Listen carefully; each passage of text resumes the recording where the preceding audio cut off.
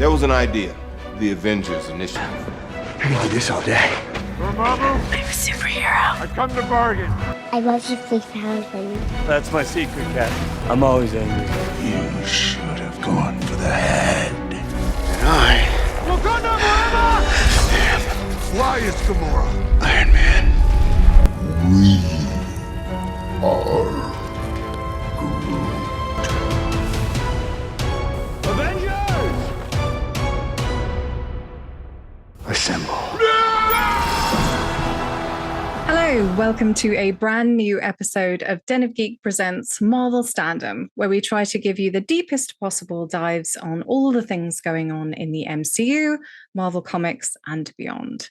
I'm your host, Den of Geek News and Features Editor Kirsten Howard, and joining me today are Den of Geek TV Editor Alec Bajallad and Den of Geek contributor and terrific pop culture writer Joe George.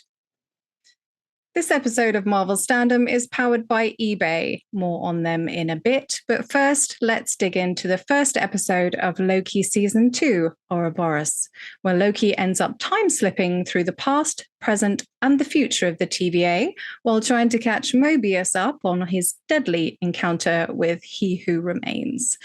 I'll start with you, Alec. What did you think of this first episode? I quite liked it. So we're in that position now where I believe we've all seen a bit more than the average Disney Plus watcher has at this point. So this was actually my least favorite of the screener bunch that we got. However, what a relief to be back in Loki world after what we've seen in Marvel for the past few efforts. I think this first episode really proves that this show is just a cut above the usual Marvel fare. Having two honest-to-goodness movie stars at the center of it helps. The set design is so goofy and fun. And there's just a lot to like. Maybe aside from a bit of the sci-fi mumbo-jumbo that I'm sure we'll talk about later that I found to be unusually confusing for this show. But generally speaking, this is a thumbs up. How about you, Joe? What did you think of episode 1? Yeah, I'm with Alec on that. I think I was cooler on the first season of Loki when it was coming out. And I don't know. I mean, our disappointment with a lot of Phase 4 entries is well documented. And I agree with Alec. It was like, yeah, it's good to be back in Loki world. There is something to it. And I think I'm going to be picking nits throughout this episode of Standom, but overall, I want to make clear, I think a lot of it really works. It's a lot of fun. It's very energetic. And I know several people who don't get paid to talk about Marvel, who have fallen off in Phase 4, who are very excited to come back for Loki. And I think they're going to be satisfied. So yeah, good stuff. I really liked it. I good. I thought it was excellent. Excellent first episode. Very little about it makes sense, but I was fine with that. I was really just sort of drawn along on the just the atmosphere and the performances alone. Had me thinking, well, I don't really mind. I'm fine with it, really. I could just watch Owen Wilson, Tom Hiddleston, and Ke Huy Quan just hanging out.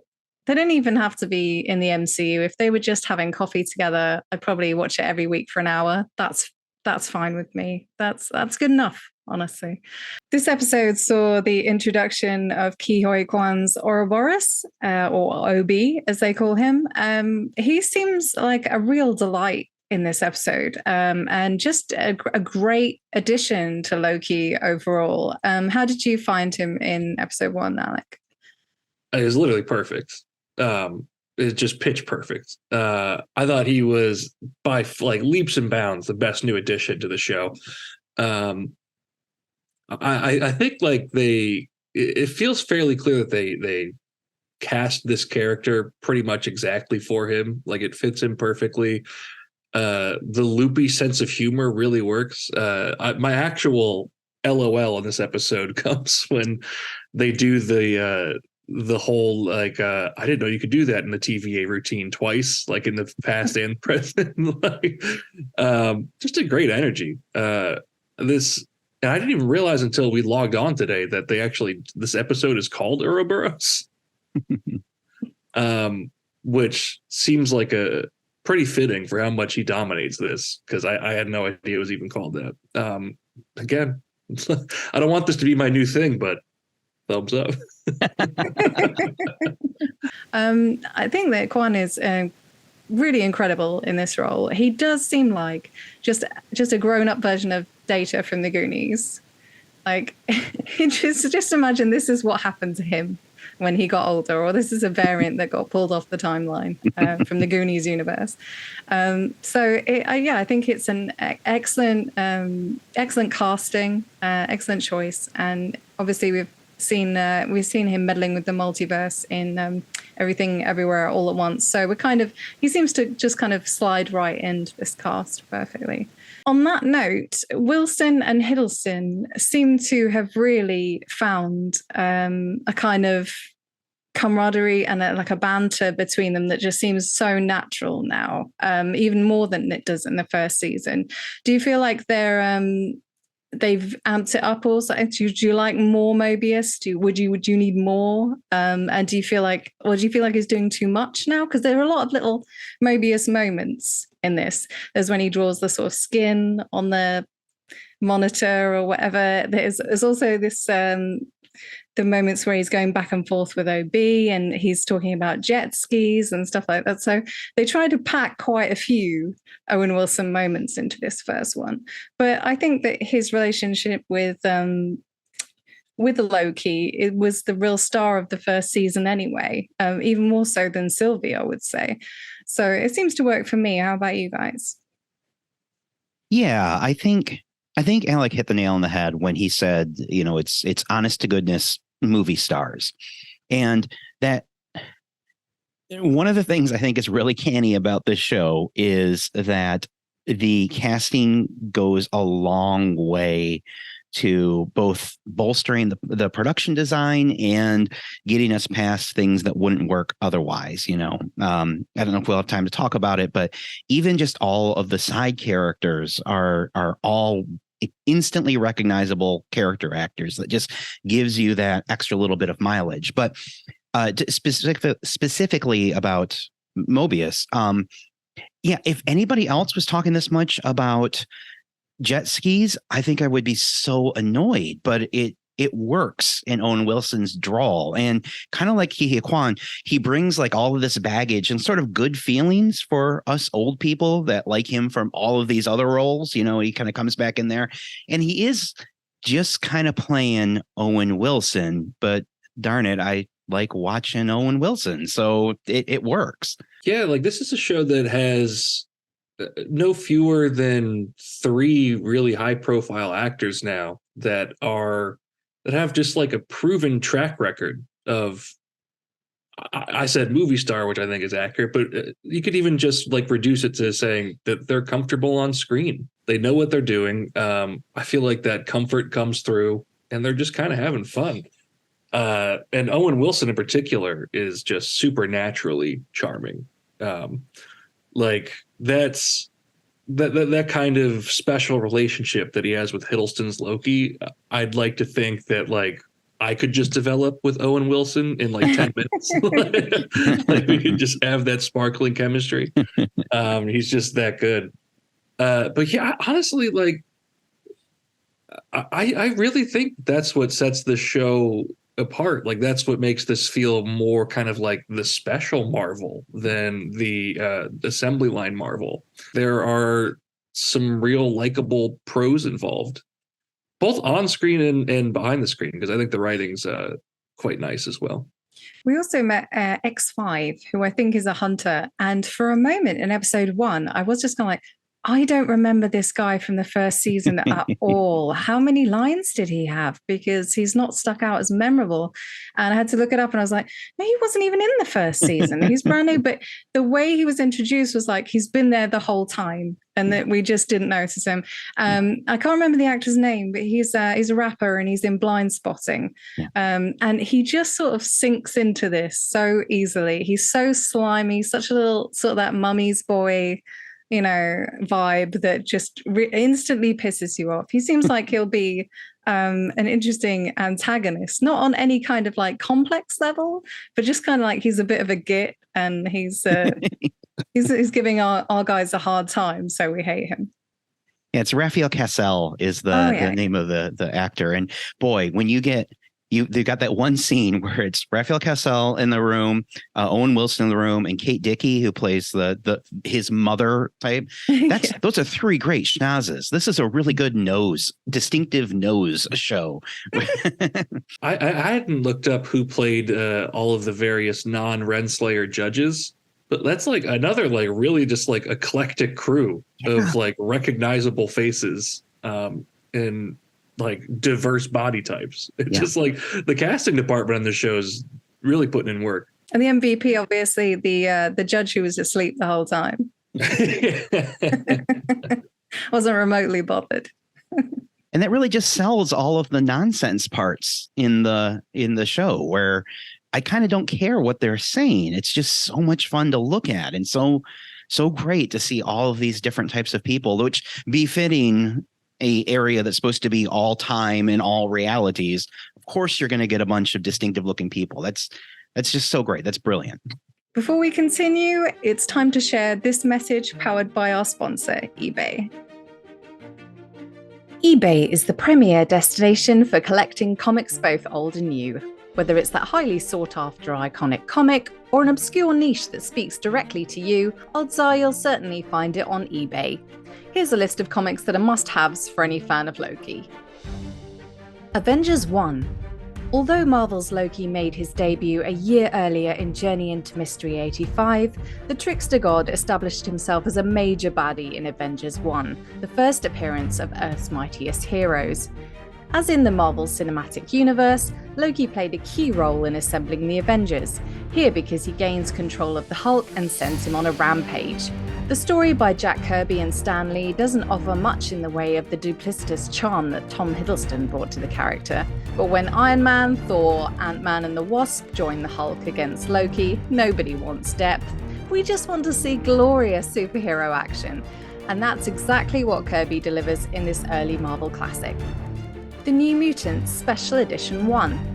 Loki may be an unrepentant liar, but even he can't avoid the truth that Storm is the most compelling hero in the Marvel Universe. So it's no surprise that he would do everything in his power to win her over, pulling Marvel's mighty mutants into a battle in Asgard.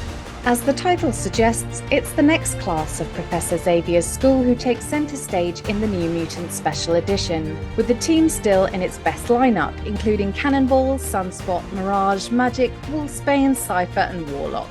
Thanks to Loki's interference, the young superheroes must face the gods of Asgard, an encounter that changes them forever. The story comes courtesy of legendary X-Men writer Chris Claremont and artist Art Adams, in one of his earliest takes on the mutants. With this all-star creative team, New Mutants Special Edition is one of the best examples of the threat that Loki poses to the entire Marvel Universe. Loki 1.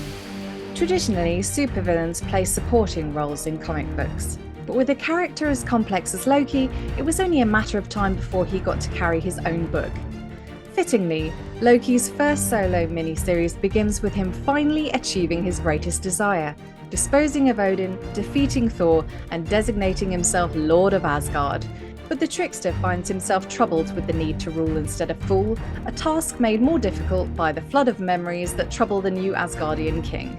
Brought into a family to which he never truly belonged, Loki recalls the loss of his home and the jealousy he feels towards his brother Thor. Robert Ribick gives the story an epic feel, washing the story in moody watercolours and varying speech with stylized and common fonts, capturing the titanic battle within and without the book's anti-hero. Thor 364.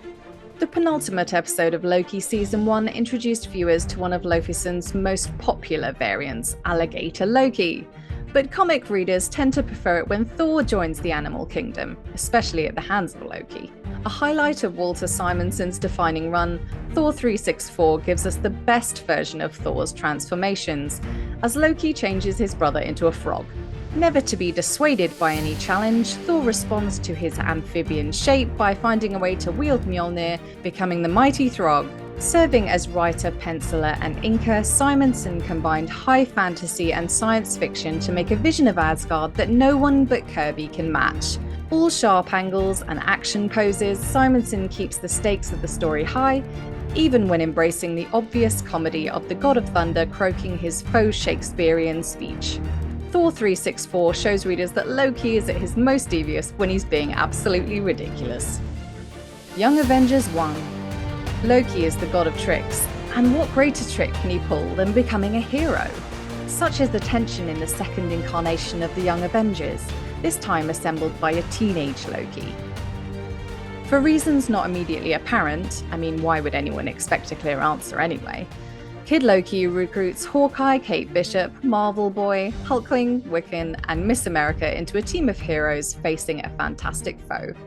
Writer Kieran Gillen creates a believable blend of teen talk and cosmic stakes, never forgetting to ground the characters in recognizable emotions, even as they engage in love affairs across the cosmos. Artists Jamie McKelvey and Mike Norton bring a pop art feel to the book, spreading tiny and detailed panels across the page to capture the characters' complicated feelings. Young Avengers 1 grabs the reader's attention and launches them on an exciting adventure with Loki at the helm.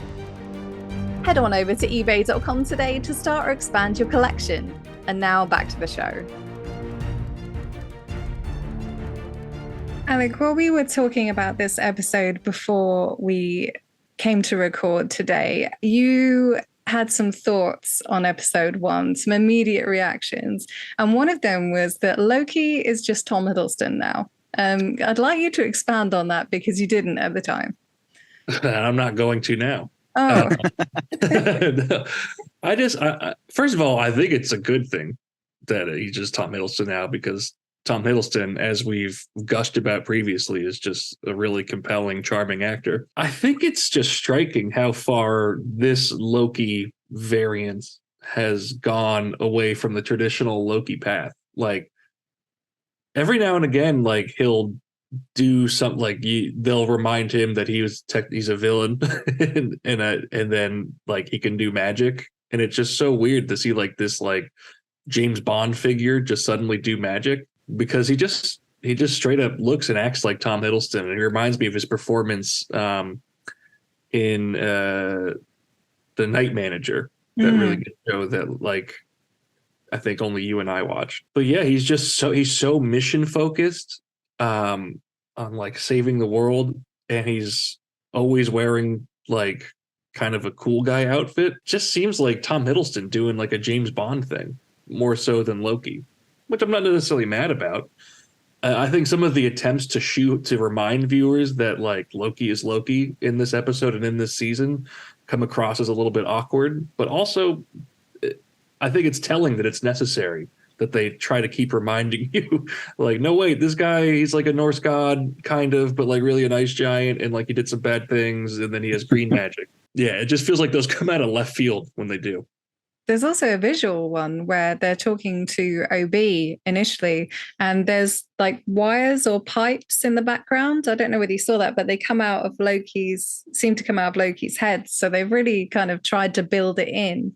Like you said, I think that the elements of Loki as a mischief maker, as a naughty sort of sarcastic guy are missing from this first episode, at least, and perhaps they are just like being blended into the background, or being those edges are being sanded off the character and his hero's journey. But I do miss them a little bit. Yeah, that's a missed opportunity. I think that's one of the nits that I want to pick. That's that Hiddleston's very charming to watch, but you're right. How would you describe this character besides handsome and stressed, which is fine. There's always been that aspect of Hiddleston's performance of Loki, but you think like, the juxtaposition that we get in the Avengers, where he's in the middle of giving his big speech and the Hulk smashes him, he's stressed and beat down at the end of that scene, but only because we got all of the grandiloquent stuff. And I'm not saying he needs to be in stasis as a character. I understand that this variant has gone through different experiences than the other Loki that we're familiar with. It's just, I don't feel like they're replacing it enough. And that's kind of the flip side of this really good casting positive, that they've casted really well, but they kind of need to because there's not really a character there. And I have to say, I let my screeners expire, so I have only seen the first episode. And yeah, I know. But so I don't know. Maybe they build on this later, but this first episode and where we're building on from there, I don't know. I don't feel like it's a full character. So obviously episode 1 has a lot of timey-wimey Doctor Who stuff that we're testing a few brain cells in viewers, but ultimately probably they shouldn't think too hard about what's going on here. Alec, earlier you told me that the time travel stuff in Loki, which usually you're really up for explaining and get really digging deep into, was in season 2 just incomprehensible. Do you still feel that way after thinking about it for a bit? I do. Like there was something about season 1's approach to the sacred timeline, multiple timelines that made perfect sense in a deranged, like Rick and Morty kind of way to my pop culture brain. But the central thrust of this episode, I couldn't really get at all. Like, I don't know what the temporal loom is. I don't know why Loki needs to prune himself. To enjoy the episode, I guess you don't really need to know. I do kind of wish that they had explained the stakes of it all a little bit more, or once it became Loki self-pruning time, I was just along for the ride. I didn't really know what was going on or why we were doing this. And additionally, did you guys assume at the end of last season when he returns to the TVA and it's all he who remains-ified, did you just assume that was an alternate universe / timeline? Because I did. I was just a little surprised to find out that Loki was in the past. Oh, yeah. Yeah, I think I did. It's because they kind of described it as a Planet of the Apes-esque ending that they wanted to do. And so, of course, we thought that. And I don't think they knew until Loki had started streaming that there was going to be a season 2. Like, that decision hadn't been made yet. So ending it there was just like, okay, and that's a fun way to end it. Like, we don't ever have to really explain this, or we can explain it with a line later. And then now we're back in season 2 and we have to spend the first episode like basically explaining why the end of season 1 happened. But yeah, I never, at no point did I think, oh, they're in the past, or 400 years in the past or something. That didn't occur to me. I don't think it's any worse than your average episode of Star Trek. I mean, it's we understand the stakes and whatever else they want to babble around it, then that's cool. It's set dressing, you know. So the premiere of Loki had quite a few Easter eggs that I think people noticed initially. We've dug up a few just by rewatching it and sort of playing bits ahead of time. First of all, there's the temporal loom. The chamber door, when it opens, has an X and a circle in the middle, and it's basically like a very similar version of the Cerebro door design from the X-Men movies. Do we think that this is setting up the X-Men? Because we know that in Deadpool 3, we've heard that Mobius and the TVA are in it. They play a huge part in it. So it would make sense that they're sort of dropping those kind of breadcrumbs for that here. And also, Cerebro is obviously very powerful technology of Prof X's. So if He Who Remains managed to get Nick Cerebro from some universe or timeline and use it with the temporal loom, is that how he created the TVA in the first place? A lot of questions, a lot of really nerdy questions, because we don't get out much. Joe, I'm coming straight to you on this one because I don't know if Alex even watched the X-Men movies, so I'm just going to go. I want to hear Alec talk about the X-Men. I want to hear you. If I had my way, we would make you read so many weird X-Men comics.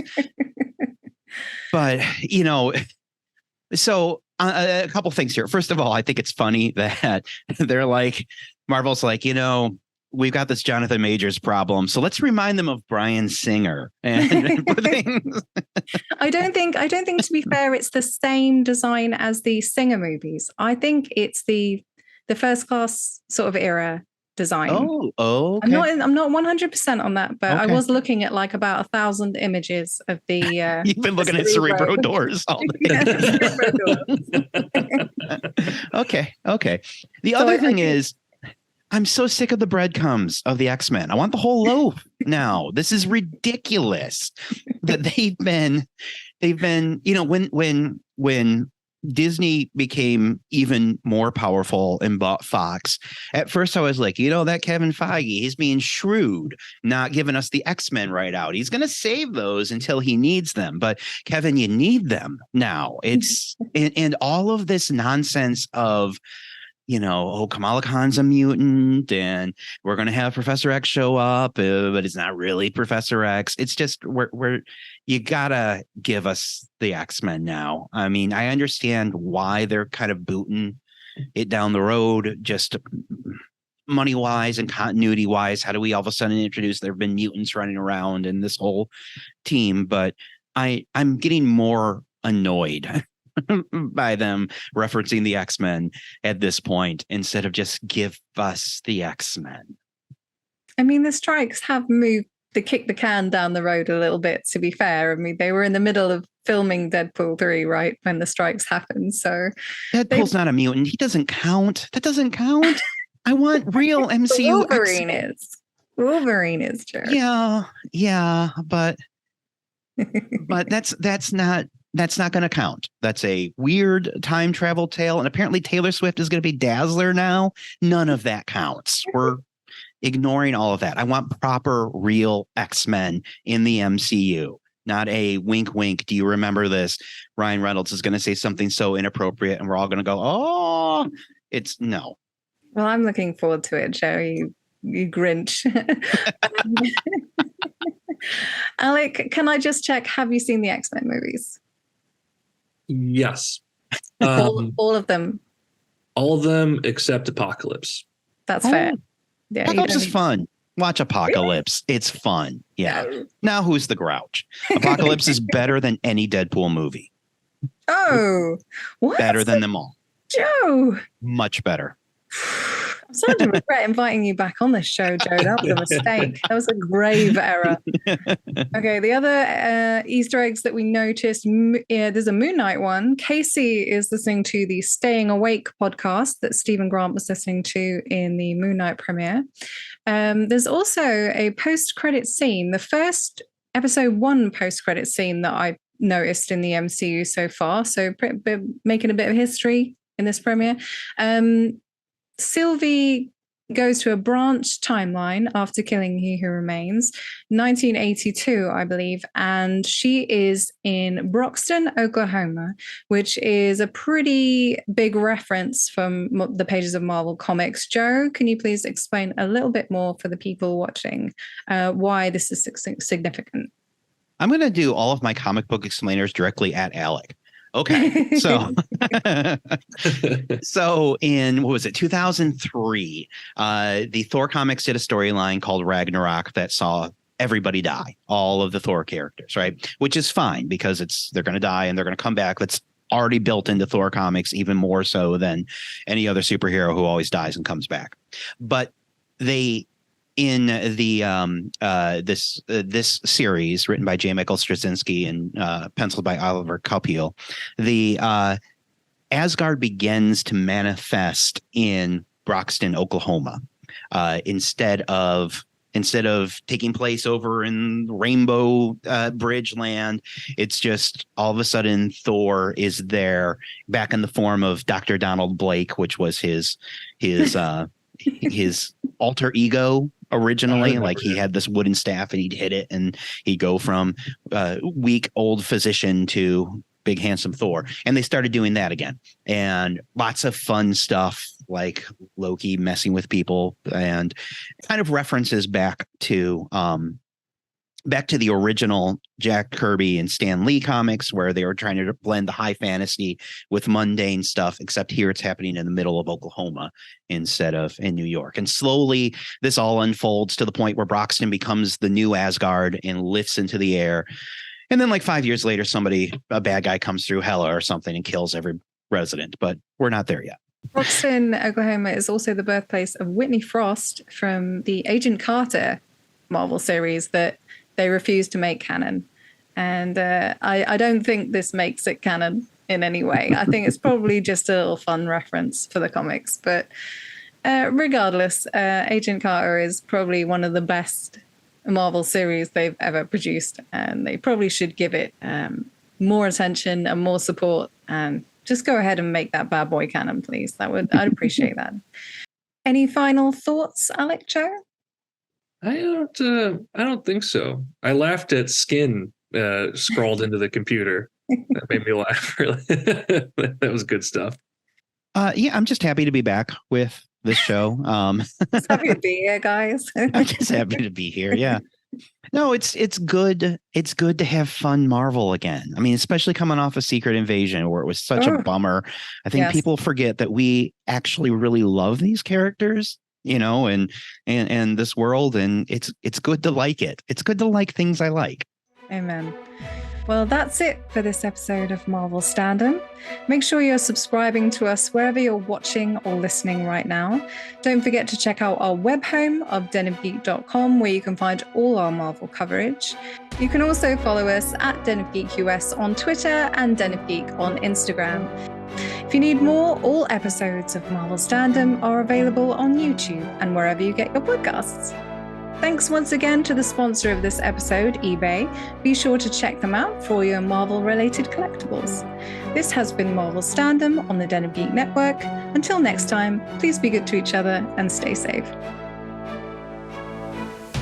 Thank you for listening to Marvel Standom, produced by Andrew Halley, Kirsten Howard, and Joe George. Hosted by Kirsten Howard. Editing and graphics by Andrew Halley. Social media coordinator Lee Parham.